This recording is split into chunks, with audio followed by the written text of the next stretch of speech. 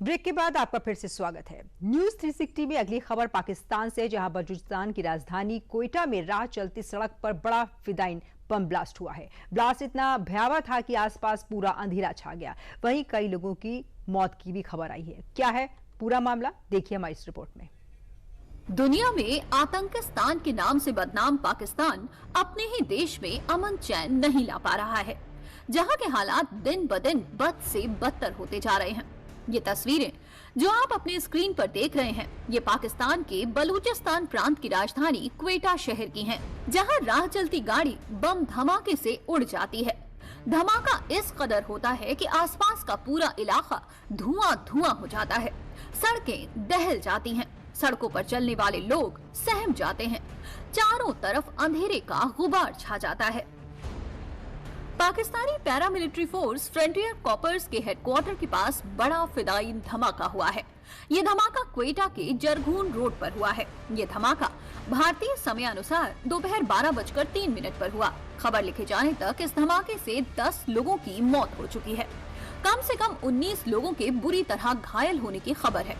विस्फोट में घायल 19 लोगों को सिविल अस्पताल के आपातकालीन विभाग और ट्रॉमा सेंटर लाया गया है। धमाके में पैरामिलिट्री के 3 जवानों की मौत की भी सूचना है।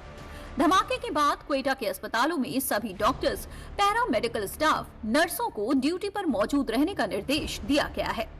इस बम धमाके के बाद बयानबाजी का सिलसिला भी शुरू हो गया है। बलूचिस्तान के मुख्यमंत्री मीर सरफराज बुख्ती ने क्वेटा विस्फोट की निंदा की है। साथ ही उन्होंने अपने ट्वीट में लिखा है कि घटना के बाद सुरक्षा बलों ने त्वरित और प्रभावी कार्रवाई करते हुए 4 आतंकवादियों को मार गिराया। आतंकवादी अपनी कायरतापूर्ण हरकतों से राष्ट्र के मनोबल को कम नहीं कर सकते। जनता और सुरक्षा एजेंसियों का बलिदान व्यर्थ नहीं जाएगा। हम बलूचिस्तान को शांतिपूर्ण और सुरक्षित बनाने के लिए प्रतिबद्ध हैं। मैं शहीदों के परिवारों के साथ एकजुटता व्यक्त करता हूं। उनके उच्च पद और घायलों के शीघ्र स्वस्थ होने की कामना करता हूं। बलूचिस्तान के मुख्यमंत्री मीर सरफराज बुख्ती। इस तरह का हमला बलूचिस्तान में नया नहीं है। बलूचिस्तान लंबे समय से अस्थिरता के दौर से गुजर रहा है। प्रांत में कई गुटों ने पाक सेना और सरकार के खिलाफ सशस्त्र विद्रोह छेड़ रखा है। ये गुट स्थानीय लोगों के लिए ज्यादा अधिकारों की मांग कर रहे हैं। वहीं पाकिस्तानी सेना इसको दबाने की कोशिश में है। ऐसे में लगातार एक टकराव की स्थिति प्रांत के बड़े हिस्से में बनी हुई है। बलूचिस्तान में पाक आर्मी पर लगातार हमले देखने को मिल रहे हैं।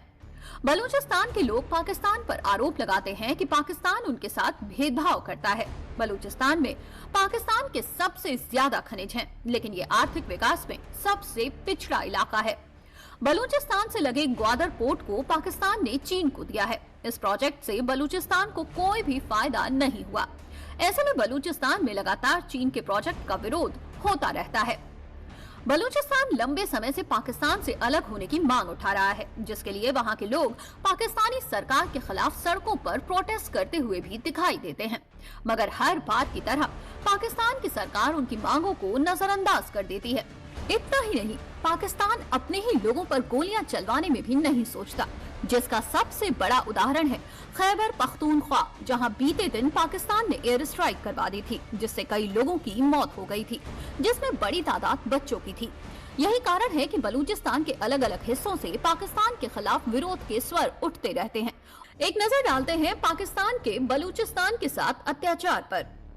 बलूचिस्तान का क्षेत्रफल कुल पाकिस्तान का 46% है, जबकि यहाँ की आबादी 1.5 करोड़ है, जो कि पाकिस्तान की कुल आबादी का केवल 6% है। बलूचिस्तान में 70% लोग गरीबी रेखा से नीचे आते हैं। बलोच मूल के लोगों को पाकिस्तान के पंजाब क्षेत्र के मुसलमानों द्वारा भेदभाव का सामना करना पड़ता है। पाकिस्तानी सेना में टॉप पदों पर कभी भी बलोच लोगों की नियुक्ति नहीं की जाती है। खैबर पख्तूनख्वा पर पाकिस्तान के एयर स्ट्राइक से 23 लोगों की जान चली गई थी। अक्सर ये कहा जाता है कि किसी को इतना भी मत डराओ कि भीतर से डर ही खत्म हो जाए। ये लाइन पाकिस्तान पर बिल्कुल सटीक बैठती है, क्योंकि पाकिस्तान बलूचिस्तान को हमेशा दबाने की कोशिश करता है, वहाँ के लोगों पर शोषण करता है, जिसका खामियाजा उसे भुगतना भी पड़ता है। यही कारण है कि बलूचिस्तान के गुस्से का सामना पाकिस्तान को हर बार करना पड़ता है।